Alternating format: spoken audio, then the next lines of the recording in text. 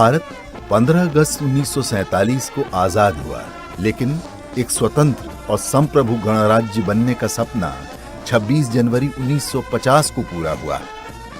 ये वो दिन था जब भारत का संविधान लागू हुआ और देश ने अपना पहला गणतंत्र दिवस मनाया।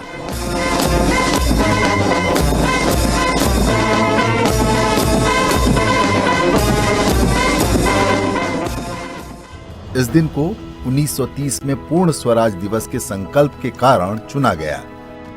26 जनवरी 1930 को इंडियन नेशनल कांग्रेस ने पूर्ण स्वराज की घोषणा की थी और इस दिन को पूरे देश में स्वतंत्रता दिवस के रूप में मनाया गया था। ये ऐतिहासिक क्षण हर भारतीय के लिए गर्व और उत्साह से भरा हुआ था। देश के पहले गवर्नर जनरल चक्रवर्ती राजगोपालाचारी ने 26 जनवरी 1950 को सुबह 10:18 पर भारत को संप्रभु गणराज्य घोषित किया। India, that is Bharat, shall be a sovereign democratic republic. 2.5 years ago, the British Empire passed power into the hands of the Indian people. We became an independent country, and today, by the proclamation of our constitution, made by our own people in the exercise of the wisdom and the determination and the collective responsibility, we have set the formal seal to the inauguration of that freedom in the form of a constitution.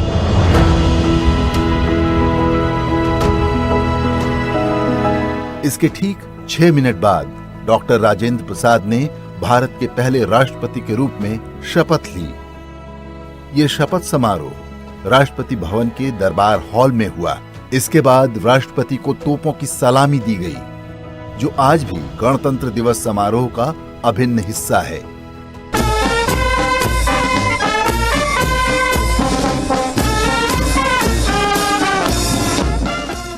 Delhi में आयोजित पहली गणतंत्र दिवस parade Irwin stadium यानी आज के major Dhyanchand national stadium में हुई। ये परेड दोपहर 2:30 बजे शुरू हुई थी। राष्ट्रपति डॉक्टर राजेंद्र प्रसाद विशेष रूप से सजी बग्घी में सवार होकर कनॉट प्लेस होते हुए 3:45 बजे इरविन स्टेडियम पहुंचे। इस मौके पर आधुनिक गणतंत्र के पहले राष्ट्रपति ने इरविन स्टेडियम में 15,000 लोगों के सामने तिरंगा फहराया और परेड की सलामी ली।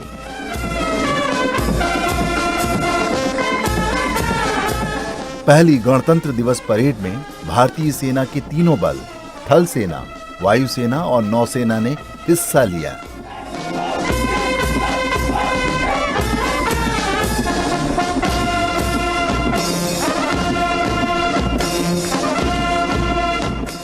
इस परेड में 3,000 जवान और 100 विमान शामिल हुए। डकोटा और स्पिटफायर जैसे विमानों ने फ्लाई पास्ट किया। फ्लाई पास ने इस आयोजन को और भव्य बनाया। पहली बार गणतंत्र दिवस पर 31 तोपों की सलामी दी गई, जिससे दिल्ली गूंज उठी।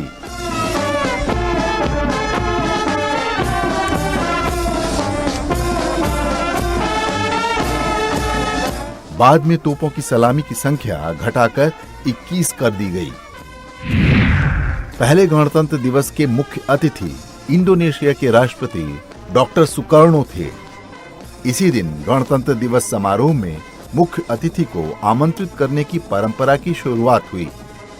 1950 की परेड भले ही आज की परेड जैसी भव्य नहीं थी, लेकिन ये भारतीयों के लिए गर्व और नई शुरुआत की प्रतीक थी।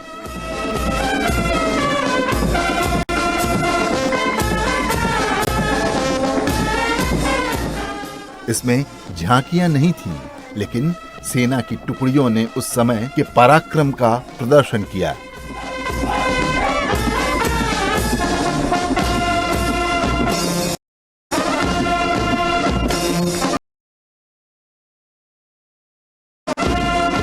इसके बाद के वर्षों में परेड की भव्यता बढ़ती गई और झांकियां, लोक नृत्य और आतिशबाजी भी समारोह का हिस्सा बने।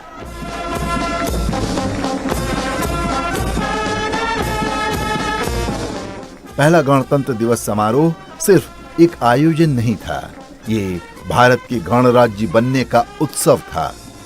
आज भी उस ऐतिहासिक दिन की यादें हर भारतीय को गर्व से भर देती हैं।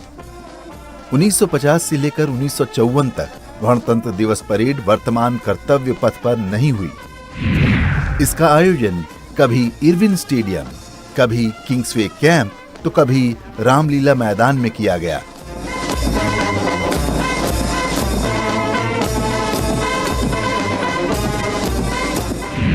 उन्नीस से इसका आयोजन राजपथ पर होने लगा, जिसे अब कर्तव्य पथ के नाम से जाना जाता है।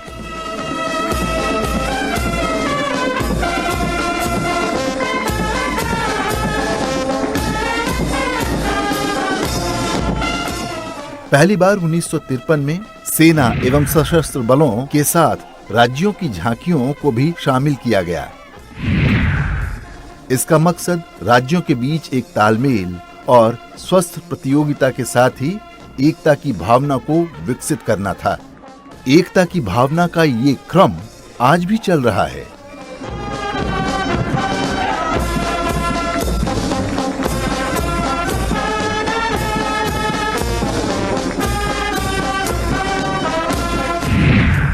वर्ष 1975 गणतंत्र की रजत जयंती।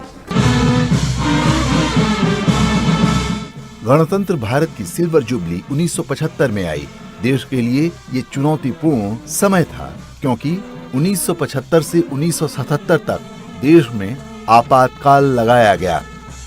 1975 में गणतंत्र दिवस परेड के अवसर पर बतौर मुख्य अतिथि जाम्बिया के राष्ट्रपति केनेथ कौंडा ने हिस्सा लिया। इस वर्ष रिपब्लिक डे परेड में भारत की बढ़ती सैन्य ताकत और सांस्कृतिक विविधता प्रदर्शित की गई।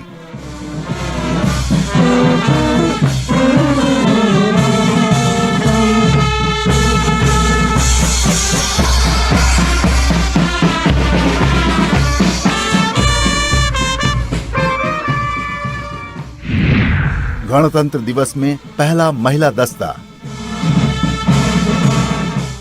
1975 में पहली बार सेना, नौसेना और वायुसेना के महिला दस्ते ने गणतंत्र दिवस परेड में हिस्सा लिया था।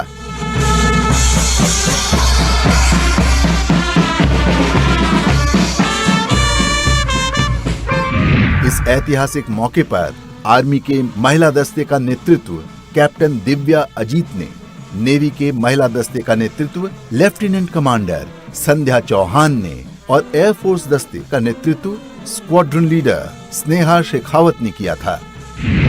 आर्मी, नेवी और एयरफोर्स की 148 महिला सैन्य अधिकारियों का ये दस्ता पहली बार रिपब्लिक डे परेड में शामिल हुआ था। 1975 गणतंत्र दिवस परेड में ही देश की पहली महिला IPS अधिकारी डॉक्टर किरण बेदी ने गणतंत्र दिवस परेड में दिल्ली पुलिस कंटिंजेंट का नेतृत्व कर इतिहास रचा था।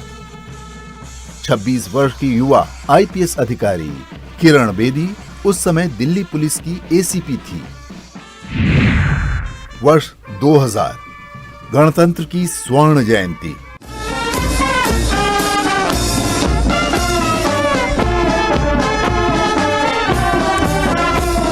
सन 2000 में गणतंत्र की गोल्डन जुबली के अवसर पर परेड के दौरान फोकस भारत की प्रगति और उपलब्धियों पर केंद्रित रहा।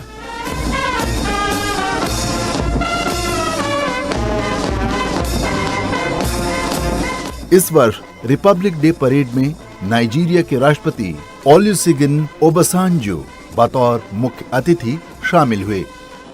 इस वर्ष स्पेस और टेक्नोलॉजी के क्षेत्र में भारत के बढ़ते रुतबे और विशेषकर इसरो की उपलब्धियों को प्रदर्शित किया गया। इसी वर्ष परेड में अग्नि 2 मिसाइल का प्रदर्शन किया गया। इस वर्ष इंडियन एयरफोर्स ने भी अपने तत्कालीन एडवांस एयरक्राफ्ट के साथ फ्लाई पास्ट में हिस्सा लिया।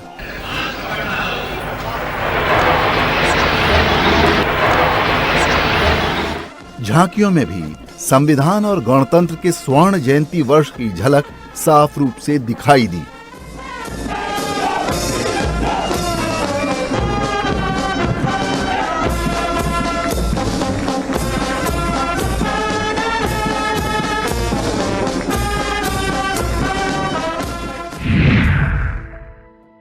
गणतंत्र दिवस परेड, विशिष्ट विदेशी अतिथि।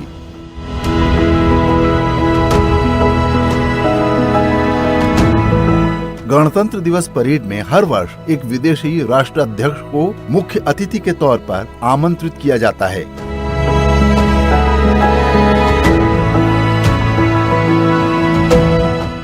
उन्नीस 1950 में शुरू हुई ये परंपरा आज भी जारी है।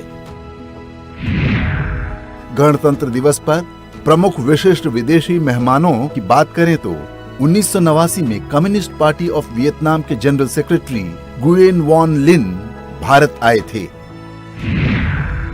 1995 की रिपब्लिक डे परेड में दक्षिण अफ्रीका के तत्कालीन राष्ट्रपति नेल्सन मंडेला, 2015 में अमेरिका के तत्कालीन राष्ट्रपति बराक ओबामा, 2018 में आसियान देशों के राष्ट्राध्यक्ष, 2023 में मिस्र के राष्ट्रपति अब्दुल फतेह अल सीसी और 2024 में फ्रांस के राष्ट्रपति इमैनुअल मैक्रोन शामिल हैं। वर्ष 2025 गणतंत्र की हीरक जयंती।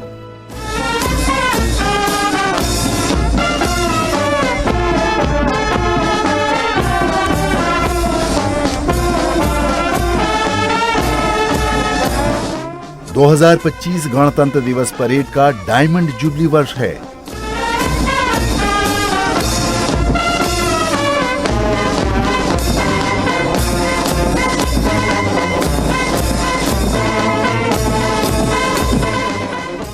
हीरक जयंती के ऐतिहासिक अवसर पर कर्तव्य पथ में फोकस संविधान को अंगीकार करने के 75 वर्ष पूरे होने और जन भागीदारी पर है।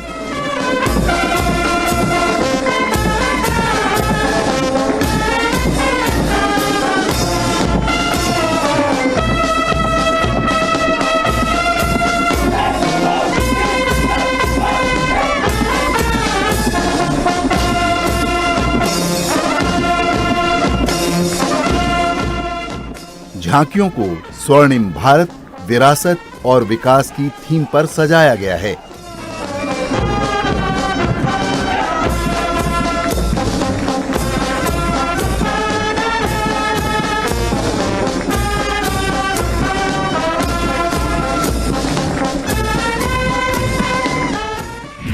गणतंत्र दिवस 2025 के विशेष अवसर पर इंडोनेशिया के राष्ट्रपति प्रबोवो सुबियांतो मुख्य अतिथि हैं। 34 अलग अलग कैटेगरी में लगभग 10,000 विशेष अतिथि गणतंत्र दिवस परेड में कर्तव्य पथ की शोभा बढ़ाते नजर आएंगे।